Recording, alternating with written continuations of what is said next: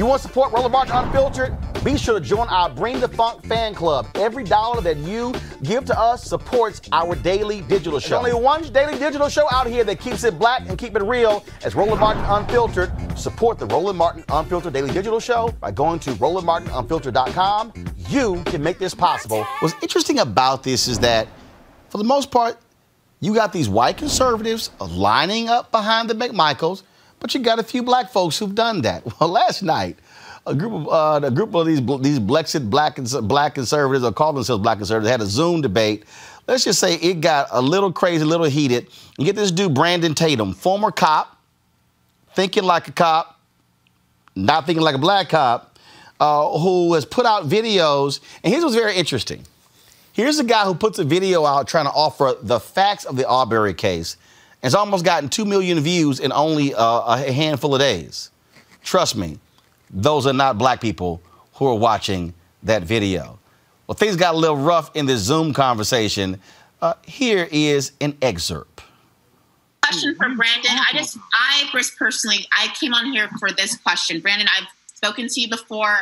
I think you're a great guy, and this is why I'm concerned about what's going on now. I mean, I think you know that a lot of us, for example, in other cases that, of course, other black people have definitely pushed back on when we talk about it. For example, when people were kneeling during the football games, I didn't think that was right. And I was very vocal about that I'm proud of my flag and proud of America. But there are certain cases that are so clear-cut, like, for example, Philando Castile. Most people will, even if they go back later and look at it, know that it was a very clear-cut case and it was wrong. And then looking here in this issue, I don't agree. You said you don't agree? That it's so clear-cut that it's something that we can bring out and say, as in unison, you know what? This is when it's wrong. Because what we get all the time is people saying that we never talk about racism when it actually exists. We talk about racism is everywhere. And I personally will say, and I will say that over and over again, I will call out people who make everything about race, because that's not true. But it's also not true when it is very obvious when something is maybe, you know what? Not even on this case, if it's not even about race, right? If Arbery were a white man and I saw that video, I would be just as horrified, because that man did not deserve to die. Period. Nobody said he did, though. I don't know. I'll give you $1,000 if you see anybody that said that man deserved to die. But you know what you usually do when you know that something is wrong? You stand up for the person who was the victim. And that's the problem that we're not seeing. Laquan McDonald. Did you make a video about Laquan McDonald? Did you make a video about Laquan McDonald? We're not seeing in this case. No. Did you make a video about Laquan McDonald? Can I finish what I'm saying? I'm saying you're just making up stuff. No. How am I making up stuff? I made a video about Laquan McDonald's death at the hands of a police officer that shot him 12 times. Clearly, it was wrong. I made a whole video about how that was wrong. Okay, can we go back? How am I not defending? Can I finish my statement on the Arbery to Brandon? I'm just saying, in this case, it seems that what it looks like is that you're going out of your way for people who are trying to be compassionate to really, I mean, we're always the ones who are going, oh, let's wait for the facts to come out, okay? And that is why a lot of people feel like we're heartless. But in situations where it's so clear-cut, 3 months after the fact it happened, that you continue to say, let's look at the facts, and the facts are coming out hour after hour in the media, and it's been actually justified by the Georgia Bureau. It's not justified. Why would we talk about the facts in that sense just as much as you talk about the facts in other sense? Look, it is irrelevant. It is ironic. It is ironic. No, it's not. It's ironic that all of these cases that we see, people are involved in criminal activity. It's never, he said it's never a case where a person that just am doing nothing is just gunned down. All these people have an extensive criminal history. Why is that important? Why is that important? Do you not think that's strange? So Shelley Luther, just because you had a criminal past doesn't mean that you deserve to lose your life. It's funny because that is relevant in the case that's at play. You know, here's the thing. I gotta go. They're quick to run and grab that talking point of Biden and Hillary Clinton. You know, created the You know, I'm gone, man. Crime bill. They created you the crime bill. You the fakest nigga I ever seen in my life. They created the crime bill. I see you in person. They created the crime bill. They created what you said. They created. I'm done, bro.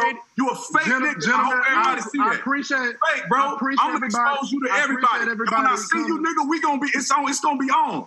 I want you to know that because you call me on the phone and you saying all this, and then you get on the live stream and you playing this shit. You should be ashamed of yourself. Is that black on black crime? Is that black on black crime? You's a bitch. I called you. Everybody on your live stream know you's a bitch. And when I see you, I'm whooping your ass. Everybody got it on live stream. I like it. You want to be hood, nigga? You want to be hood? You on the phone talking shit to me, and you call me and saying you apologize? Yeah, nigga. I never apologized. You apologize? I never apologized. You didn't apologize. My wife listened to you, nigga. I never apologized. What I said was, bitch, nigga. What I said. Let's wrap this up.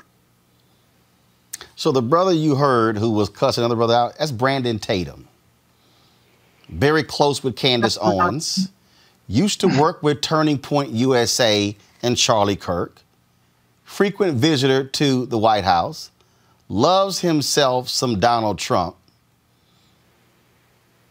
And that's how they were talking amongst black conservatives. See, so what happened is the brother who was in the top corner, I think he'd go by Hotep Jesus. Okay, that's what he goes by. So he basically was saying, Brandon, why y'all parroting white conservatives? How is it that you're giving them the talking points? And see, that's really what we're seeing a lot of, Reese.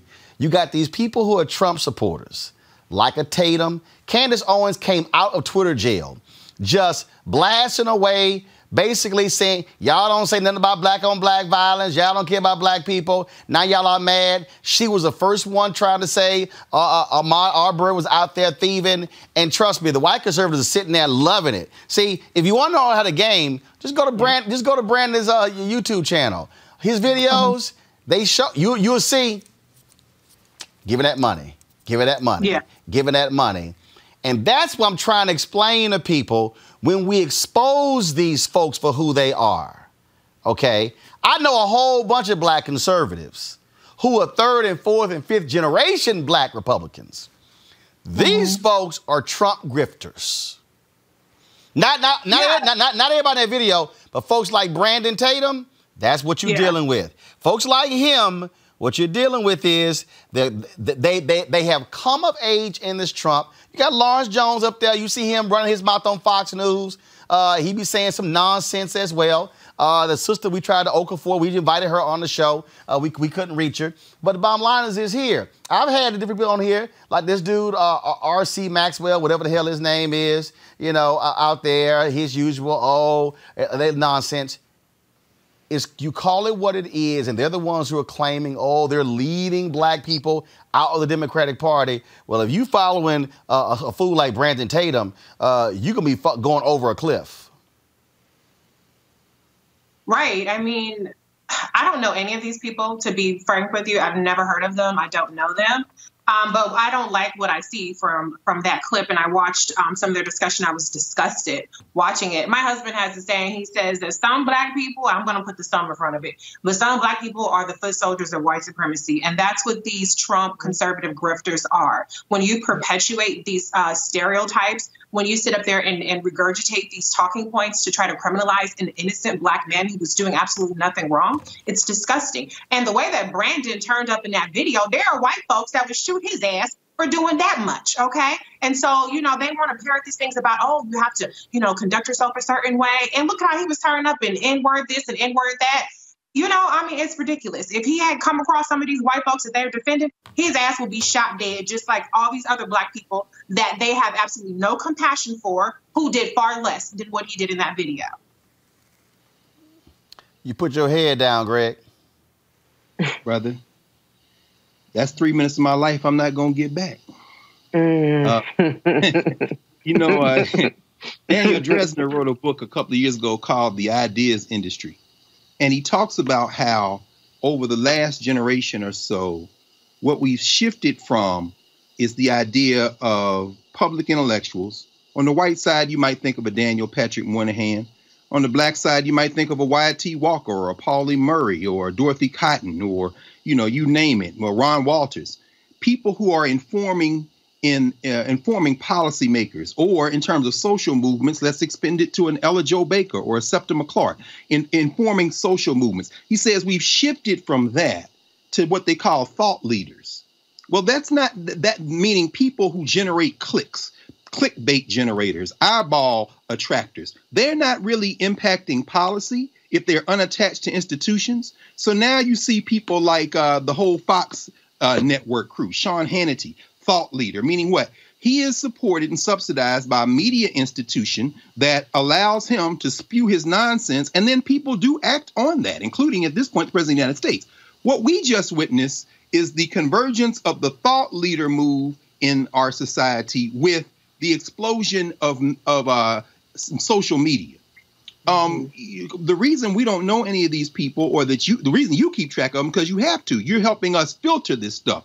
But for those of us who would never watch something like that, first of all, anybody calling themselves Hotep Jesus or Uncle Hotep has opened their mouth, as my mom would say, and put their brain on display. I would brand. No, I wouldn't do that, because the word Hotep, I said I was going to say I would brand the glyph in their forehead, but the word Hotep in the Meta Neter in Egyptian hieroglyphs literally means peace. So I should probably back off of that. But my point is that you've got people now, and a mind, remember that UNCF commercial back in the 70s, a mind is a terrible thing to waste. A mind is a terrible thing to underdevelop, because now everybody with a phone or a laptop can get on social media. Anybody who wants to talk can talk. These are not thought leaders. These are people generating clicks for clickbait, nor are they conservatives. They are branders. And so finally, what you started with is all we need to know about that conversation.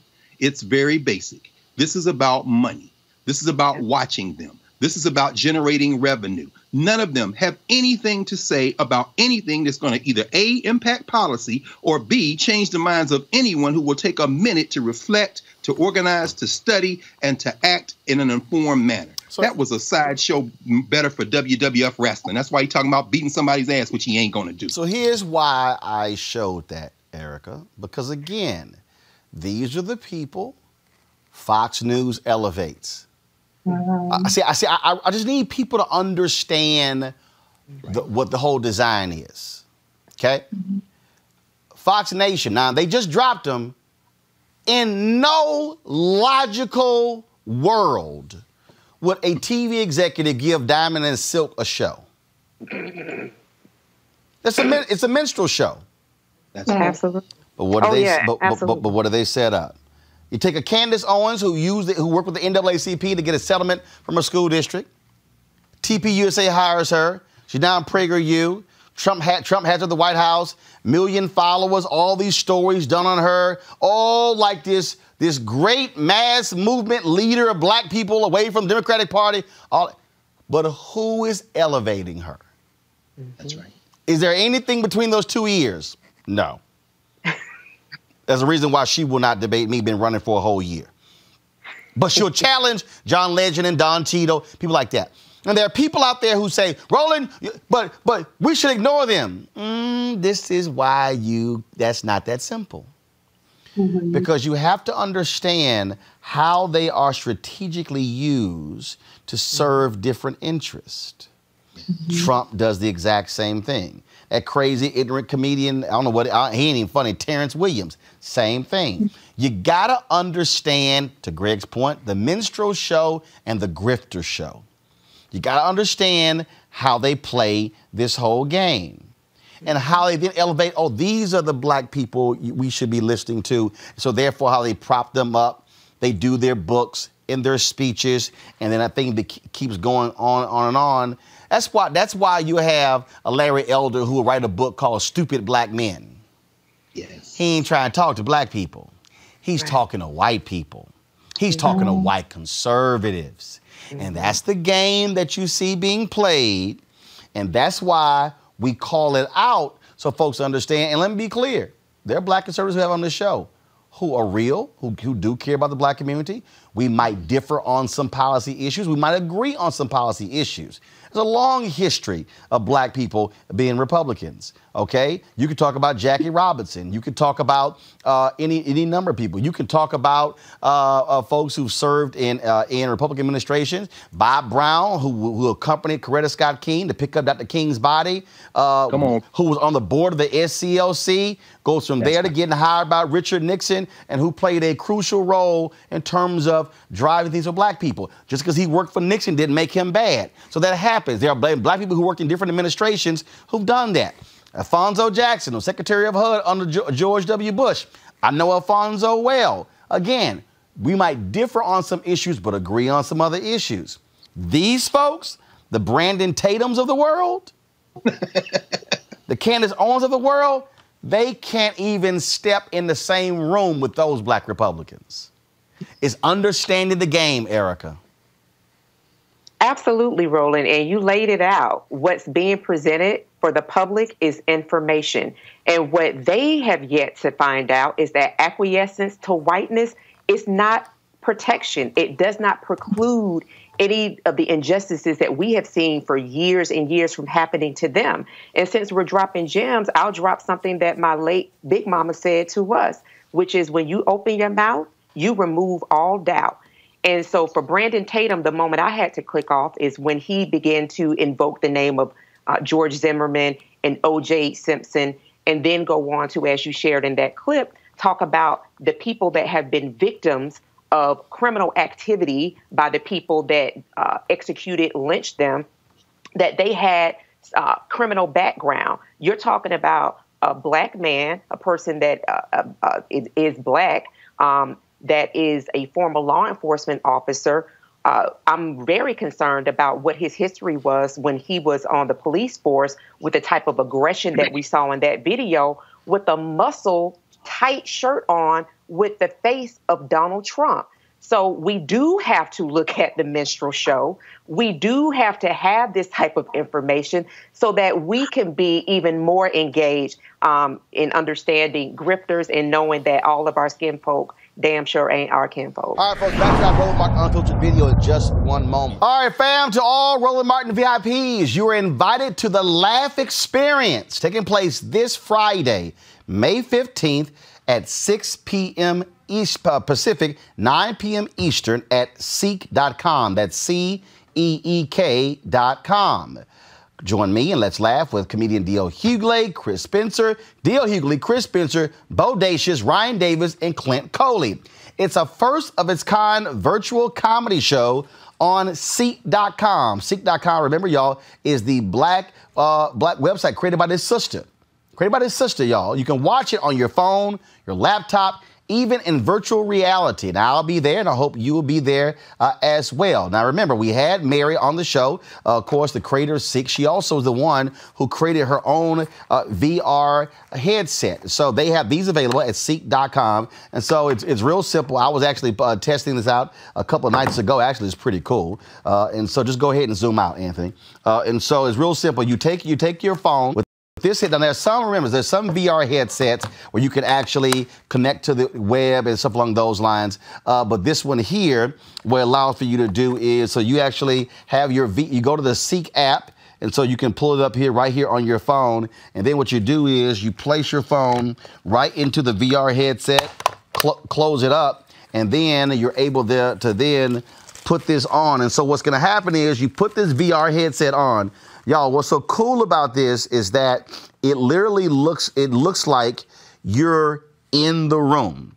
So what's going to happen is they'll be live, and so you can sit here and you can look all around. You can look at the ceiling all around. It's going to be pretty cool. The first time ever, again, a virtual reality comedy showcase that's taking place this Friday. And so that's what it looks like once you're inside. You get to be able to look around on the inside of this room. It's pretty cool. And so you can do this again. It's created by a sister, this device and the site as well. She also created these 360-degree sound headphones. Y'all, these are boss. okay?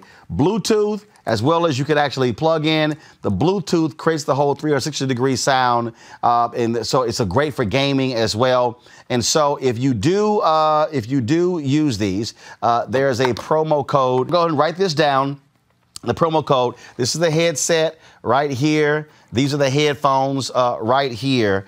You don't have to watch the virtual comedy showcase with your headphones. You can watch it right here on your phone. It's not a problem, but it does give you a whole different experience when you're watching it in virtual reality. And so what I want you guys to do is if you want to get these headphones, get this headset here, there's a promo code that you can enter in to be able to do so. And so let me pull that promo code up. It's been, like I say, I've been having way too much fun with this whole deal here, with these headsets. And this is called the world's first 4D 360-degree audio headphones, and of course this is the mobile VR headset, and so that's what you have here. They have a special code for our followers here at Roland Martin Unfiltered, and so we're gonna pull that up. And where is it? I thought we had it here, and so we had all these different emails back and forth, and so I'm trying to find it. Promo code. All right, this is what you use. To buy the headset, to buy the headphones, go to Ceek.com, CEEK.com, and use RMVIP 2020. Now back to your Roland Martin Unfiltered tip.